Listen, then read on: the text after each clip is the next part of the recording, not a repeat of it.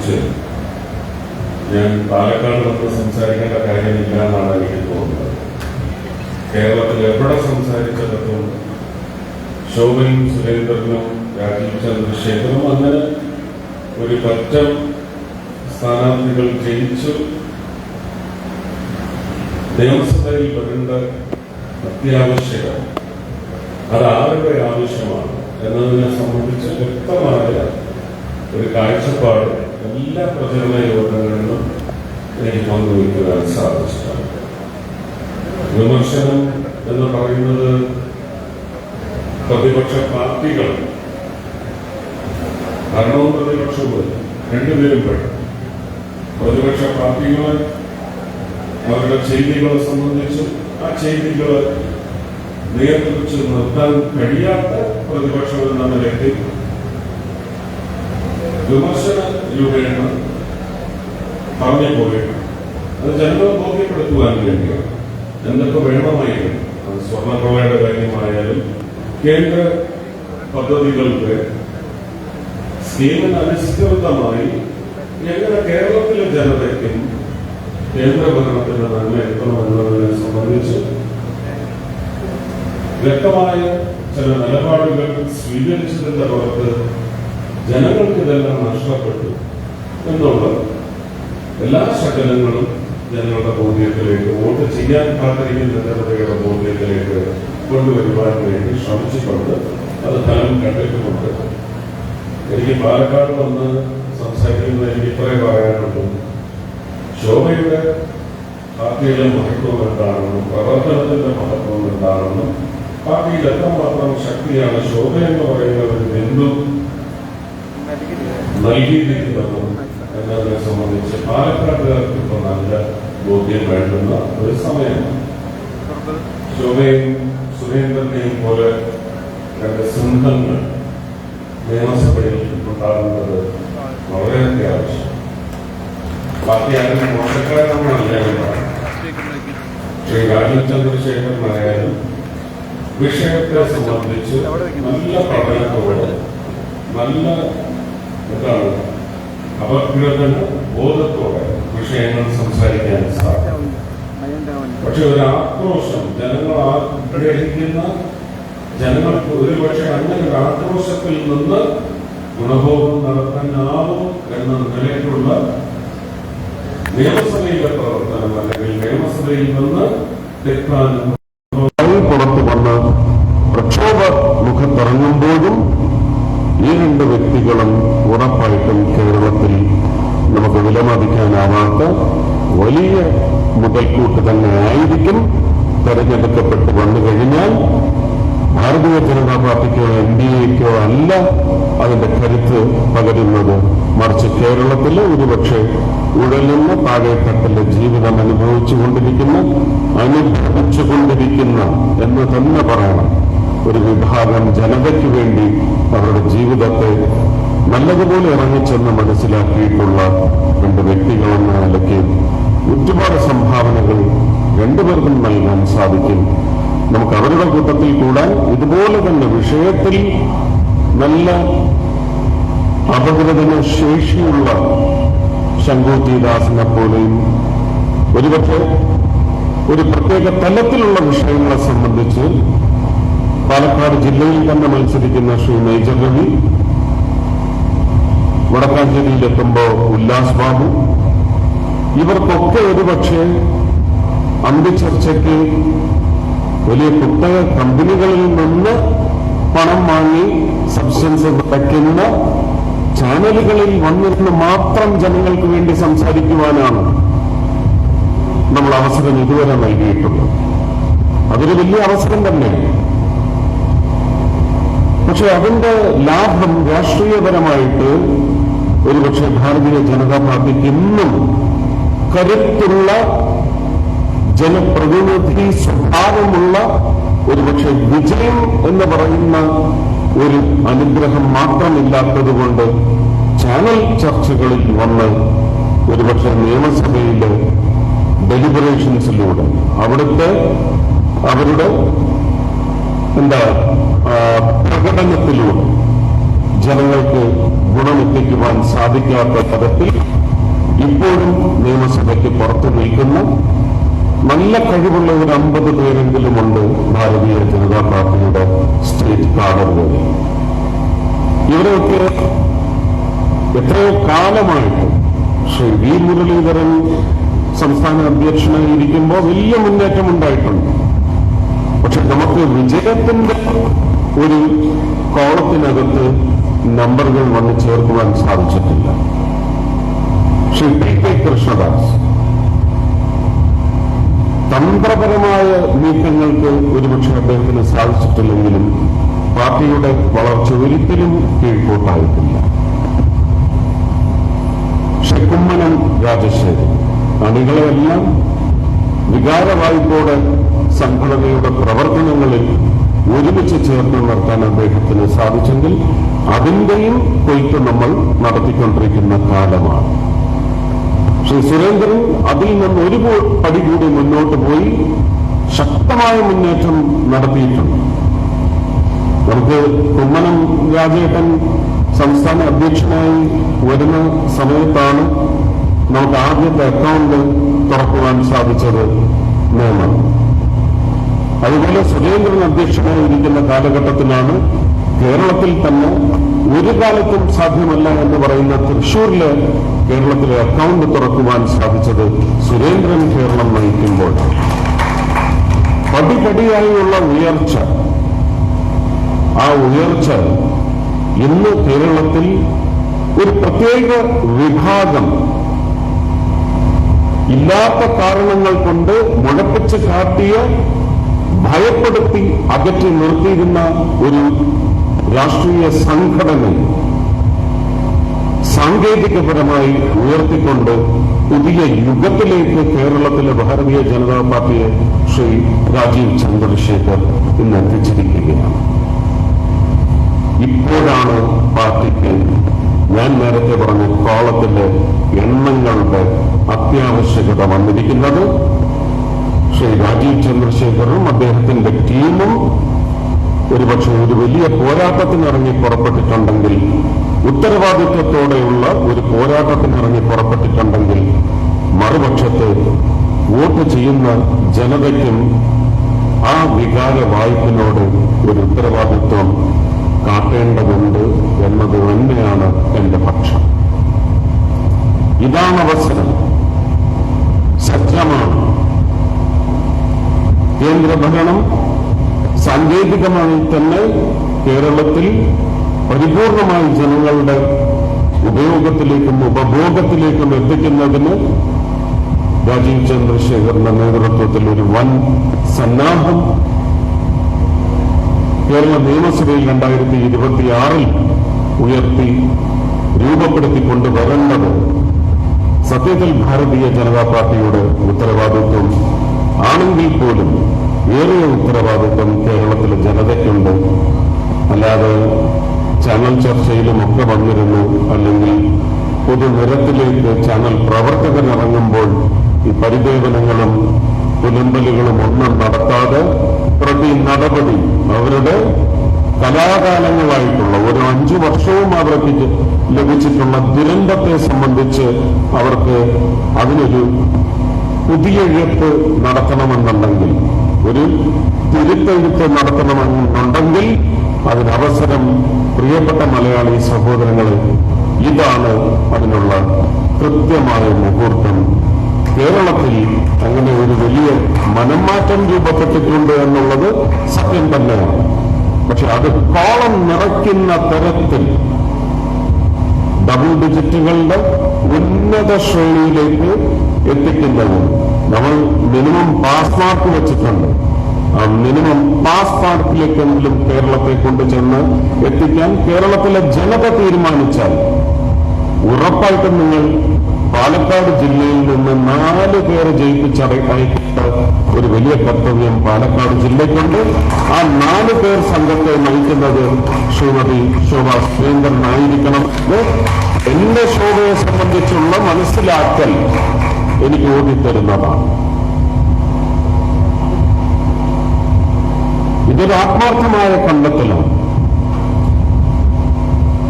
കേരളത്തെ ഒരൊറ്റ സംഗതിയാണ് നശിപ്പിച്ചിരിക്കുന്നത് ഇത്രയും കാലം. എല്ലാവരും വലിയ വായിൽ വിളിച്ചു പറയുന്നതും അതാണ്, രാഷ്ട്രീയ പ്രബുദ്ധത. എന്ത് പ്രബുദ്ധതയാണ് നമ്മൾ കാട്ടുന്നത്? അങ്ങനെയുണ്ടെങ്കിൽ എന്തിനാണ് കേരള ജനത ഒരു ഉഴലുന്ന ജനതയായി നിലകൊള്ളുന്നത് നിരന്തരമായി?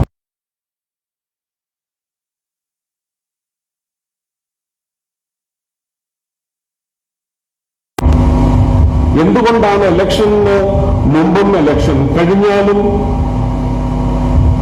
ഇലക്ഷൻ നിർദ്ദേശിക്കുന്ന ഒരു ഫലത്തിനെതിരെ പോലും രോദനമാണ്? എന്തുകൊണ്ടാണ് ഇത് സംഭവിക്കുന്നത്? എന്തുകൊണ്ടാണ് ഈ അതൃപ്തിയിൽ നമ്മൾ ഒരു ഇലക്ഷനിൽ നിന്ന് അടുത്ത ഇലക്ഷൻ വരെ അതൃപ്തിയിൽ എന്തിനാണ് നമ്മുടെ യാനം, സഞ്ചാരം? അപ്പൊ കൃത്യമായിട്ട് നമുക്ക് നിർവഹിക്കുവാൻ, വോട്ട് ചെയ്യുന്ന ജനതയ്ക്ക് നിർവഹിക്കുവാൻ, അവരുടെ കടമ നിറവേറ്റുവാൻ സാധിച്ചില്ല എന്ന് തന്നെയാണ് അതിൽ നിന്ന് മനസ്സിലാക്കുന്നത്.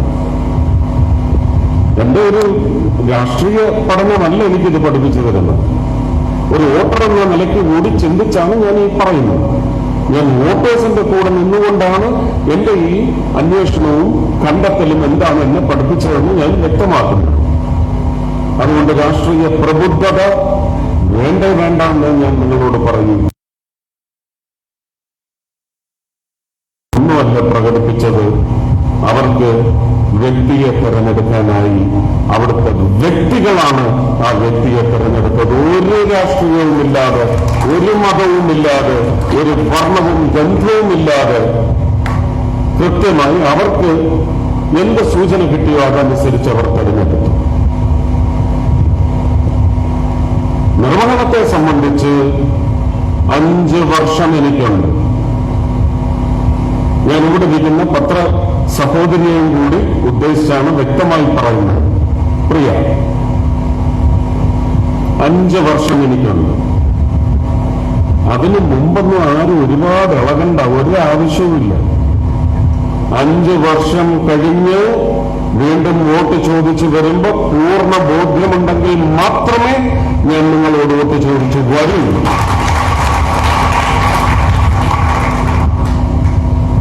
പക്ഷെ അന്നേരം കണക്ക് വെക്കണം.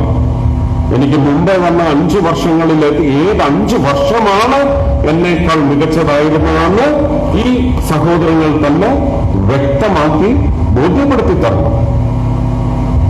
വേണ്ടേ? അപ്പൊ രാഷ്ട്രീയ പ്രബുദ്ധതയല്ല വേണ്ടത്. ഒരു തെരഞ്ഞെടുപ്പ് പ്രചരണ യോഗത്തിൽ വന്നു നിന്ന് ഏതെങ്കിലും ഒരു കക്ഷിക്ക് വേണ്ടി വാദോരാതെ സംസാരിക്കുന്നവരെ അല്ല വിശ്വസിക്കേണ്ടത്. അതൊക്കെ ഒരു സൂചനയായി എടുക്കാം. അത് ഇടതും വലതും നടുവായാലും നിങ്ങൾക്കതൊക്കെ സൂചനയായി എടുത്തുകൊണ്ട് അത്യാവശ്യം വേണ്ടുന്ന രാഷ്ട്രീയ കക്ഷി രാഷ്ട്രീയമല്ല, അന്വേഷണത്തിന്റെ രാഷ്ട്രീയം. ഞാൻ ഇന്നലെ മുതൽ പറയുന്ന കാര്യമാണ്. അന്വേഷണത്തിന്റെ രാഷ്ട്രീയം വേണ്ടത് വോട്ട് ചെയ്യുന്ന, വോട്ട് ചെയ്തത് വഴി തൃപ്തിയുള്ള ഒരു ഫലപ്രഖ്യാപനം വന്ന് വിഭാഗം വോട്ട് ചെയ്യുന്ന ജനതയുടെ അന്വേഷണ രാഷ്ട്രീയം അത് വേണം. ആ അന്വേഷണത്തിലൂടെ നിങ്ങൾ പത്രക്കാരോ രാഷ്ട്രീയ പ്രവർത്തകരോ പറയുന്ന സത്യമോ അസത്യമോ അതിന് മേലെ ഒരു പരമമായ സത്യമുണ്ടെങ്കിൽ ആ സത്യം കണ്ടെത്തണം. കണ്ടെത്തലിന്റെ രാഷ്ട്രീയം. ആ കണ്ടെത്തലിൽ നിന്ന് നിങ്ങൾ കൃത്യമായി മനസ്സിലാക്കണം. അതിന് അവലോകനം വേണം. അവലോകന രാഷ്ട്രീയം, കണ്ടെത്തൽ രാഷ്ട്രീയം. ഇനി ഇത്രയും നടത്തിയതിന്റെ ഈ 4 വേർട്ടിക്കൽസും നടത്തിയതിന്റെ പശ്ചാത്തലത്തിൽ നിങ്ങൾക്ക് നിങ്ങളോട് തന്നെ ഒരു നിർദ്ദേശം നൽകുന്ന ഹൃദയമുണ്ടാകണം. ആ നിർദ്ദേശം അനുസരിച്ച് എന്ത് തിരുത്തെഴുത്താണ് നിങ്ങൾ കുറിക്കാൻ പോകുന്നത്? അതിന് രാഷ്ട്രീയ കക്ഷിയൊന്നും നിങ്ങളുടെ ഒരു പ്രശ്നമായിരിക്കരുത്. ഓരോ തവണയും നമ്മൾ ശ്രമിക്കുകയാണ് ചെയ്യുന്നത്. ഇതിനേക്കാൾ മെച്ചപ്പെട്ടതെന്നല്ല, ഇത്രയും ദുരന്തം ഒരിക്കലും ഇനി ഉണ്ടാവരുത് എന്ന് പറഞ്ഞൊരു ശ്രമം നടത്തുന്നതിന് നിങ്ങൾക്കൊരു മാറ്റെഴുത്ത് വേണമെങ്കിൽ ഞാൻ രാഷ്ട്രീയക്കാരനാണ്, ഞാൻ ഭാരതീയ ജനതാ പാർട്ടിയുടെ ഒരു പ്രവർത്തകനാണ്, ജനങ്ങൾ തെരഞ്ഞെടുത്ത ഒരു പ്രതിനിധിയാണ്. കേന്ദ്രത്തിലെ സർക്കാർ ഒരു കസേര തന്ന് എന്നെ ഇരുത്തിയിരിക്കുന്ന, അങ്ങനെ ആ പദവിയിൽ ഇരുന്നുകൊണ്ട് കൃത്യമായി ജോലി ചെയ്യുന്ന ഒരു മന്ത്രിയാണ്. പക്ഷെ എങ്കിലും ഞാൻ മലയാളി സഹോദരങ്ങളോട് പറയുന്നു, ഇതാണ് അവസരം, മാറ്റെഴുത്തിനുള്ള അവസരമാണ്. അത് കൃത്യമായി പാലക്കാട് ജില്ലയിൽ ശോഭയിലൂടെ താമര ചിഹ്നത്തിലൂടെ നടപ്പിലാക്കിയെടുക്കണമെന്ന് മാത്രം അഭ്യർത്ഥിക്കുന്നു. ബാക്കി വിമർശനങ്ങളും ചോദ്യങ്ങൾക്കുള്ള ഉത്തരവുമെല്ലാം ഞാൻ സ്ഥാനാർത്ഥിയായിരുന്ന സമയത്ത് തൃശ്ശൂർ കൃത്യമായി ചെയ്തിട്ടുണ്ട്. എന്തൊക്കെയായിരുന്നു ചോദ്യങ്ങൾ? ചെമ്പാണോ സ്വർണമാണോ? അല്ലേ? ഗോപിയാശാനാണോ അതോ ഗോപിയാശാന്റെ മകനാണോ? രാമകൃഷ്ണനാണോ അതോ കലാഭവൻ മണിയാണോ? ഇതൊക്കെയായിരുന്നു ചോദ്യം. അതൊക്കെ ഇപ്പൊ എല്ലാം ആദ്യമായി പോയില്ലേ? ഇപ്പൊ സ്വർണവും ചെമ്പും ഒക്കെ ചോദിച്ചവർ സ്വർണം ചെമ്പാക്കി മാറ്റി, ചെമ്പ് സ്വർണമാക്കി മാറ്റി ആണോ? ഞാൻ ശക്തമായി വിശ്വസിക്കുന്നു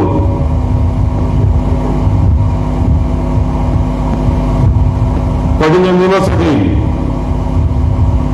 ശോഭയും സുരേന്ദ്രനും വി മുരളീധരനും ഒക്കെ ഉണ്ടായിരുന്നെങ്കിൽ ഇപ്പോ ഒരു SIT പ്രഖ്യാപിച്ചത് സർക്കാരൊന്നുമല്ല, ബഹുമാനപ്പെട്ട ഹൈക്കോടതിയാണ്. ആ ഹൈക്കോടതിയിൽ SITയുടെ പ്രവർത്തനത്തെ സംശയിച്ചുകൊണ്ട് ഇത് CBI ഏൽപ്പിക്കണമെന്ന് പറഞ്ഞ് രാജീവ് ചന്ദ്രശേഖർ വന്നപ്പോ ഇവിടുത്തെ രാഷ്ട്രീയ ശക്തി അതിനെ അടിച്ചമർത്തി. ജനങ്ങളുടെ ഹൃദയത്തെയാണ് ചവിട്ടിത്തേച്ചതെന്ന് നമുക്ക് വ്യാഖ്യാനിക്കേണ്ടി വരും. ജനങ്ങൾ ആഗ്രഹിച്ചതാണത്. നമ്മൾ ഹൈക്കോടതി എന്ത് പറയുന്നോ അത് വിലയിരുത്തും, നമ്മളത് മനസ്സിലാക്കും, നമ്മളത് വകവെച്ചു കൊടുക്കും, അതിന് മര്യാദ നമ്മൾ അർപ്പിക്കും. ആ SITയുടെ കണ്ടുപിടുത്തം നടന്നതിനകത്തൊക്കെ നിയമസഭയിൽ പ്രതിപക്ഷമായാലും ഭരണപക്ഷമായാലും ചീട്ടിട്ട് കളിക്കുകയായിരുന്നു. ഒരാള് കടകംപള്ളിയുടെ ചീട്ടിടും, അപ്പുറത്തുനിന്ന് സോണിയാഗാന്ധിയുടെ ചീട്ടിടും, ഒരു വാസവൻ മന്ത്രിയുടെ ചീട്ടിടും, ഇപ്പുറത്തെ മുഖ്യമന്ത്രിയുടെ മോളുടെ ചീട്ടിടും. ഇങ്ങനെ ചീട്ടുകളിട്ട് ജോക്കറും റാണിയും രാജയൊക്കെ ഇറക്കി കളിച്ചതല്ലാതെ ആ സ്വർണം എവിടെ, ആ സ്വർണം ഇവിടെ കൊണ്ടുവന്ന് വെക്കടോ എന്ന് പറയണമായിരുന്നെങ്കിൽ ഇങ്ങനെ 2-3 പുലികൾ അതിനകത്ത് ഉണ്ടാവണമെന്നായിരുന്നു. ആണോ? ആണോ?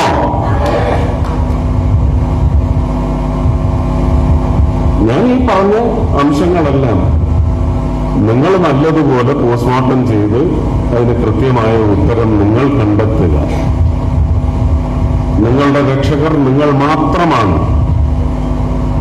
ഞാനോ ശോഭയോ അല്ല. ഇവിടുത്തെ കർഷകരുടെ പ്രശ്നം,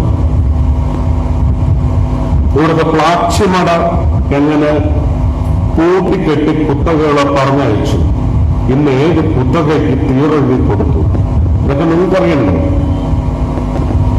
ഈ ബ്ലൂടൂത്തും കമ്പ്യൂട്ടറും അതുപോലെ തന്നെ ഇന്നത്തെ ഏറ്റവും വലിയ ലോകം മുഴുവൻ ഭാരതത്തിൽ ഉറ്റുനോക്കുന്ന സെമി കണ്ടക്ടേഴ്സിന്റെ ഒരു സെക്ടർ എന്ന് പറയുന്നത്, ഇതൊന്നും ഒഴുകിത്തുന്ന നിങ്ങളുടെ വിശപ്പടങ്ങില്ല, നിങ്ങളുടെ ജീവനും നിങ്ങളുടെ രക്തോട്ടവും ശുദ്ധമാവില്ല. ആ കർഷകൻ മണ്ണൊഴുത് മറിച്ച് അതിനകത്ത് നെല്ലോലകൾ വിരിഞ്ഞ് അത് സ്വർണ്ണക്കതിർ തൂകി അത് നിങ്ങളുടെ അന്നപാത്രത്തിലെത്തണം. അവന്റെ കണ്ണീര് തുടയ്ക്കാനുള്ള ശ്രമം ഇവിടെ ഉണ്ടായിട്ടുണ്ടോ? 3 കാർഷിക നിയമങ്ങൾ വന്നപ്പോ പത്രസമൂഹം അടക്കം ഒരു കാർഷിക അഭിവൃദ്ധിക്കാണ് ആസിഡ് ഒഴിച്ച് കത്തിച്ചു കളഞ്ഞത്. ബഹുമാനപ്പെട്ട പ്രധാനമന്ത്രി അതൊരു വലിയ കലാപത്തിലേക്ക് കൊണ്ടുപോകാനുള്ള പ്രതിപക്ഷ പാർട്ടികളുടെ മുഴുവൻ ആ സമരത്തിലും ഇപ്പൊ ഇലക്ഷനിലും ഒക്കെ കേരളം ഒഴിച്ച് ബാക്കി ബംഗാൾ ഒഴിച്ച് ബാക്കി എല്ലായിടത്തും ഭയങ്കര ചങ്ങാതിമാരാണ് കേട്ടോ. ഇവിടെ മാത്രം ഫ്രോഡാണ്. ചങ്ങാതിമാരാണ്, പക്ഷെ ശത്രുക്കളെ പോലെ അങ്ങോട്ടും ഇങ്ങോട്ടും നേരത്തെ പറഞ്ഞ ഏറ് തന്നെ. പക്ഷെ പെടാൻ പോകുന്നത് കേരളത്തിലെ പാവം ജനങ്ങളാണ്. രണ്ടും ഒന്ന് തന്നെയാണ്. ഡീലിനെ സംബന്ധിച്ചും പീലിനെ സംബന്ധിച്ചുമൊക്കെ ഞാൻ പറഞ്ഞു കഴിഞ്ഞു. ഡീലിനെ സംബന്ധിച്ച് ഇനിയിപ്പോ വലിയ സിംഹം ഡൽഹിയിൽ നിന്ന് ഇറങ്ങി വന്ന് പറയുന്നതോടുകൂടി മിക്കവാറും പന്തം ഫിറ്റ് ചെയ്ത് നടക്കേണ്ടി വരും. അതേ സംഭവിക്കും. ഒരുപാട് പൊള്ളും കേരളത്തിലെ ഈ വക്ര നേതാക്കന്മാർക്ക് മുഴുവൻ പൊള്ളും. യഥാർത്ഥ വിഷയങ്ങൾ നിങ്ങൾ ചിന്തിക്കരുത്, ചർച്ച ചെയ്യരുത്. അതിന് വഴിതിരിച്ചു വിടാനാണ് ഡീലും പീലുമായിട്ട് ഇറങ്ങിയിട്ടുള്ളത്. കർഷകരുടെയൊക്കെ നെല്ല് കൊയ്തെടുത്ത് കൺസ്യൂമർ ഫെഡോ ഇവിടുത്തെ സിവിൽ സപ്ലൈസോ ഒന്നും എടുക്കാതെ റോഡ് ടാർ ചെയ്യാനായിട്ട് കൊണ്ടുവന്നിരുന്ന ചല്ലിക്ക് പോലും അതിന്റെ ചതുരം പിടിക്കുക എന്ന് പറയും അല്ലേ? കണ്ടിട്ടില്ലേ? ഞാനിപ്പോ എന്റെ കുട്ടിക്കാലം മുഴുവൻ കണ്ടിട്ടുണ്ട്. ചല്ലി കൊണ്ടുവന്നിറക്കി അന്ന് വലിയ മര്യാദ. ഇതിനകത്ത് ഒരു കല്ല് പോലും ഒരു പാവപ്പെട്ടവൻ എടുത്ത് കൊണ്ടുപോയി മാളിക പണിയരുത്. അതിനുവേണ്ടി സ്ക്വയർ പിടിക്കുക എന്ന് പറയും. ഒരു തടിയുടെ ഒരു ആംഗിൾ ഉണ്ട്, ഒരു വല്ലാത്ത ആംഗിളാണ്. 45 അല്ല 90 അല്ല, അങ്ങനെ ഒരു ആംഗിളിലാണ് ഇത് ചതുരം പിടിക്കുന്നത്. ആ പാറയ്ക്ക് പോലും ഉണ്ട് മര്യാദ. പാവപ്പെട്ട കർഷകൻ കൊയ്തു കൊണ്ടുവന്ന് കറ്റയടിച്ച് അല്ലേ കാറ്റിൽ തൂറ്റി പതിര് മാറ്റി കൊണ്ടുവന്നിരുന്ന നമ്മുടെ അന്നത്തിന് റോഡ് സൈഡിലിട്ടാൽ അതുപോലും ആരും അടിച്ചുകൊണ്ട് പോകരുത്, അതാരും കയറി നശിപ്പിക്കരുതെന്ന് പറയുന്ന പ്രൊട്ടക്ഷൻ പോലും ഏത് സർക്കാരാണ് കേരളത്തിൽ നൽകിയിട്ടുള്ളത്?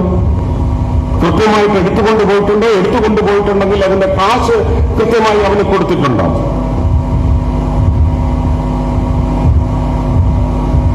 അവന്റെ കുഞ്ഞുങ്ങൾക്ക് പഠിത്തത്തിന് വേണ്ടി വിദേശത്ത് പോകാൻ, അല്ലെങ്കിൽ നമ്മുടെ രാജ്യത്ത് നിന്ന് മറ്റ് സംസ്ഥാനങ്ങളിൽ പോകാൻ വേണ്ടി ലോൺ എടുക്കാൻ ചെല്ലുമ്പോൾ സിവിൽ സ്കോർ എന്താണ് തടസ്സം നിൽക്കുന്നതെന്നറിയോ? നമ്മുടെ അന്നം സൃഷ്ടിക്കുന്നതിന് വേണ്ടി അവൻ കൃഷി ഇറക്കാൻ വേണ്ടി കടമെടുത്ത കാശിന്റെ തടസ്സമാണ് അവന്റെ കുഞ്ഞിന്റെ വിദ്യാഭ്യാസത്തിന് പോലും വലിയ ഹേർഡിലായിട്ട് നിൽക്കുന്നത്.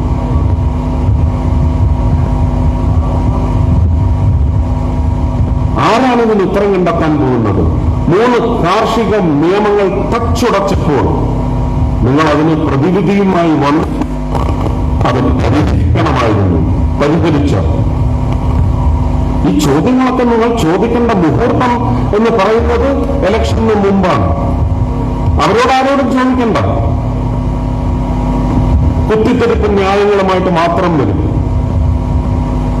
അതും നിങ്ങളെ വഴിതെറ്റിക്കാൻ പാടില്ല. ചോദ്യം നിങ്ങളോട് ചോദിക്കണം, നിങ്ങൾ തന്നെ അതിന്റെ ഉത്തരം കണ്ടെത്തണം. അതാണ് ഞാൻ പറഞ്ഞത്, കണ്ടെത്തലിന്റെ രാഷ്ട്രീയം. അതിൽ നിന്ന് മാറ്റെഴുത്ത് നടത്തി മാറ്റുരച്ച് ഒരു പുതിയ എഴുത്ത് വരും. കുടിവെള്ളത്തിന്റെ പ്രശ്നം അതും പാലക്കാടിന്റെ പ്രശ്നമാണ്. ഒരുപക്ഷെ സഹോദരി ചിലപ്പോൾ ഇങ്ങനെ ചിന്തിക്കുന്നുണ്ടാവും, പ്ലാച്ചിമട എന്നൊക്കെ ഇദ്ദേഹം പറഞ്ഞു. ഇദ്ദേഹം സിനിമയിലല്ലേ, സിനിമയിൽ ഇതുവരെ ഇറങ്ങി വന്നിട്ടില്ലല്ലോ, ഇപ്പോഴും ഭരചന്ദ്രനല്ലേ? അന്നും ഭരചന്ദ്രനെ പോലെ തന്നെയാണ് ആ സമരമുഖത്തുണ്ടായിരുന്നത്. സഖാവ് VS അച്യുതാനന്ദന്റെ കൂടെ ഉണ്ടായിരുന്നു, എൻഡോസൾഫാൻ വിഷയത്തിലുണ്ടായിരുന്നു, മുല്ലപ്പെരിയാർ ഡാമിന്റെ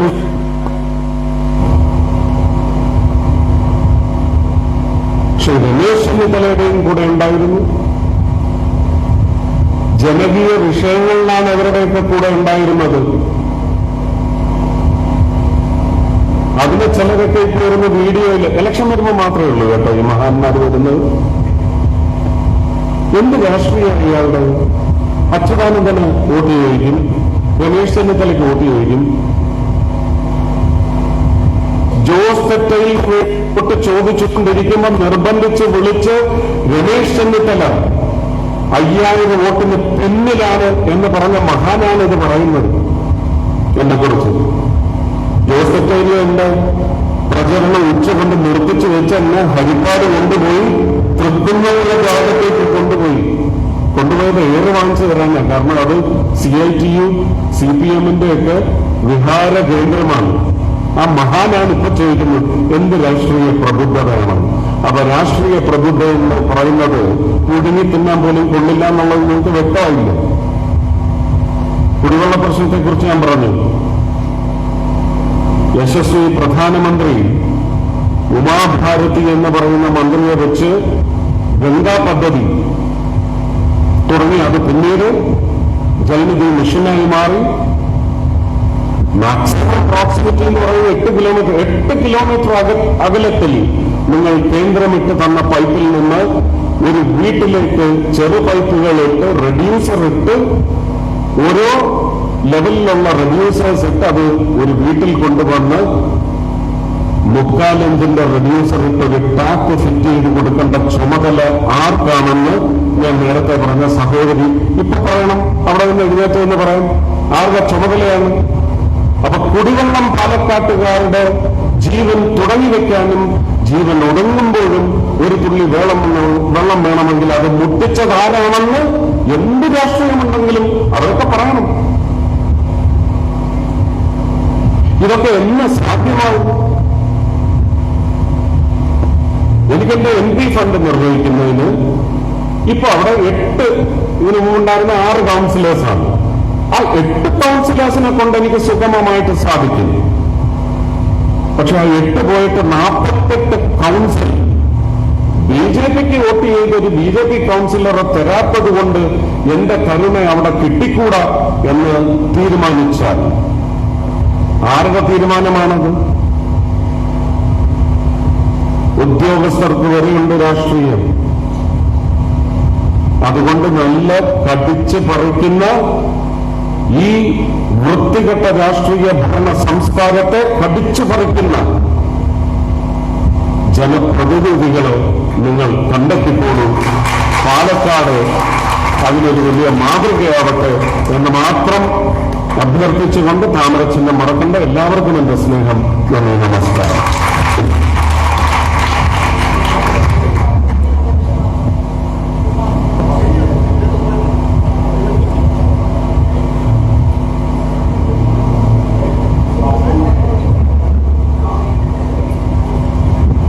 ശോഭ ചേച്ചിയുടെ പ്രചരണാർത്ഥമായിട്ടുള്ള സോങ്ങിയുടെ ഇനാഗുറേഷൻ ചെയ്യുകയാണ്.